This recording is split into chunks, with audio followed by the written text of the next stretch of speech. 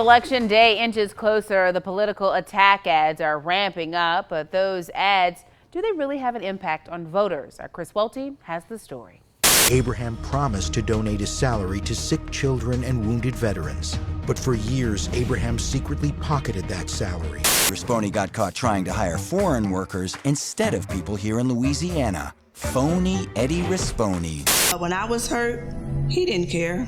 John Bell saves people over politics, not when you're a woman. In the final week of the primary election season, it's hard to turn on the TV and not see an attack ad. You've got to throw everything you've got at the wall and hope some of it sticks and pushes him below that 50%. If you don't, it's season's over, time to go home. KATC political analyst Pearson Cross says typically when a candidate is behind in a race, it's common for mud to be thrown. If you have a devastating ad and it's not answered right away, it can really make a difference. Cross says in 2015, David Vitter's campaign for governor lost traction after a strong last-minute attack ad. David Vitter chose prostitutes over patriots. These ads can be very effective. In this race for governor, Cross says Edwards is facing something similar, targeting his voter base.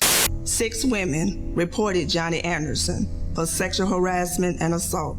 The governor hired him anyway. African Americans are a constituency that Edwards desperately needs, and women as well, who's saying that Governor Edwards didn't stand up for me. So this really is trying to get right into his base and try to peel those voters off. Cross says Republicans are hoping Edwards does not win outright. Everybody's desperate. This is, fish or cut bait time. We're getting up to Saturday.